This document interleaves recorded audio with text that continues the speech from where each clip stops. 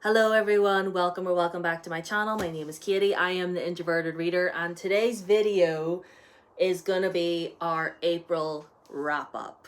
We're just wrapping up April today. I read 7 books in the month of April, and some were good, some maybe not so good. By the way, I have that window open, so if you hear outside noises, that's that. But we're gonna take a wee drink of water first. Be sure, have you drunk water today? Have you? Go get a drink of water. Oh, took a bit too much there, but sure. Yes, drink your water. So we're gonna talk about all of this. So the first book that I completed in the month of April was Dance of Lies by Brittany Arena. This was the April book club pick for the Introverted Reader book club. So I have a full review on this if you want the full tea on my feelings. But basically it's a fantasy story about our main character who's been in prison for 2 years, and after all this time the king brings her out and basically asks her to be a spy for him, essentially. But like, look at this cover, just get into it. And the sprayed edge, the sprayed edge, the sprayed edge. Anyway, yes, read this in its entirety. Obviously I gave it 4 stars, but I have my review on my channel if you want to go and watch it. I'll try and remember to link them like down below for y'all, so y'all can just click on it. I'll try and remember. I will try. If I don't, feel free to call me out. And the next thing that I read was another novella from Better in Black by Cassandra Clare. Now, this is a novella collection centered around the couples within the Shadowhunter world, which are the backbone of the series, let's be real.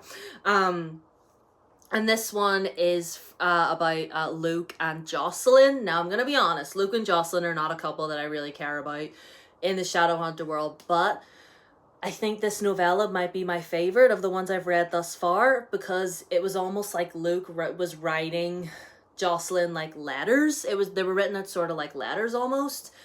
And they were talking about their childhood, growing up in in the Shadowhunter city, Idris, Alicante, whatever you want to call it, them being teenagers, and meeting Valentine. If you know, you know. Like, I would totally read a story or like a prequel just about them, like all their time as like teenagers and meeting Valentine and getting to know Valentine, like especially from Jocelyn's perspective. I don't really like Jocelyn all that much.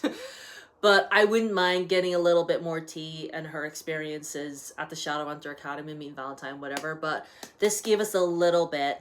And like I said, probably my favorite of these novellas that I've read thus far. You'll see this book again when I do my TBR at the weekend. So yeah. But this novella, I give 4.5 stars. Outside noises. They're working on the house across the street. You shut up! I'm doing a piece of camera. If you got that, you're amazing. Anyway, and then I read Grandmaster of Demonic Cultivation, the comic, volume 10. I mentioned that I have all the volumes of the comics now. So we're finally finishing it off, and now that I'm fully back in my C-drama era, like I'm back again, thank you Pursuit of Jade, I can finally get myself up and finish this off. And I might legit do a rewatch of the drama. Would y'all want that? Would y'all watch it with me? Let me know. Anyway, so read this, it was great. Anything Grandmaster that I read, it's gonna get a 5-star for me. That's just who I am as a person. And then I read another novella, well, 2 novellas actually in this little bind up. I read Find Me, and the 2 novellas are Shadow Me and Reveal Me. These are both novellas from Kenji's perspective.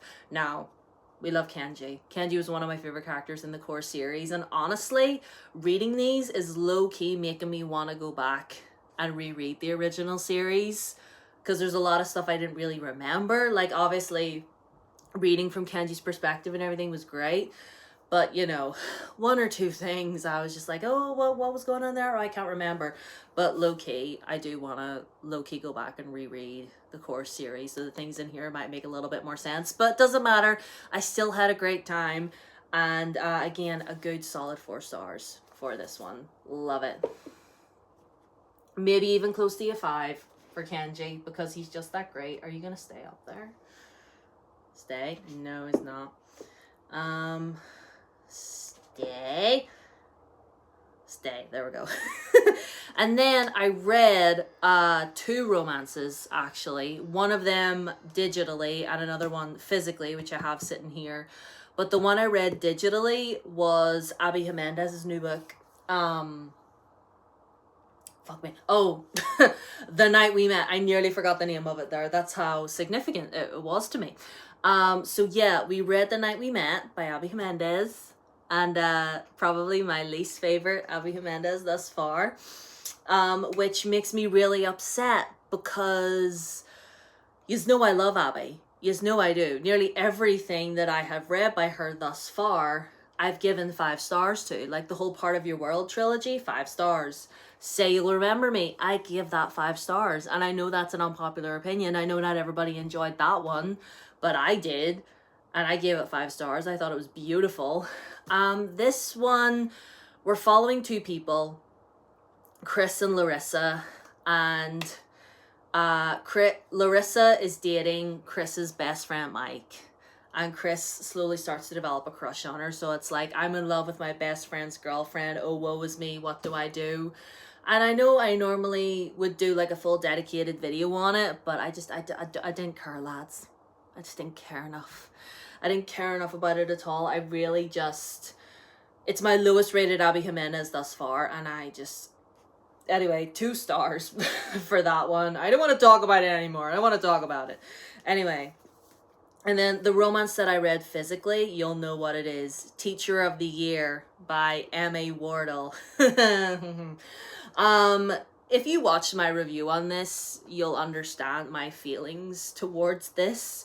This was a little bit of a disappointment. I liked it better than Abby Jimenez's one, I'll give it that. But yeah, this one is about our main character, Marvin, who's a kindergarten teacher, or a nursery teacher, as we would say here in the UK. Yeah, he's up for a Teacher of the Year award, hence the title. And one day he gets a new student in, and this new student has a very handsome, very lovely single father. And Marvin's looking at him thinking, oh, hello, sir, how are you? But then on the other hand, he's like, no, I have to focus on my job. Like, I've got, Teacher of the Year award. There's going to be, I'm going to be having interviews. Like, my boss is going to be watching me real closely over the next few months. He's sort of under radar. And because if he is able to get this award, then, his school, getting the recognition for the school. You know what I mean?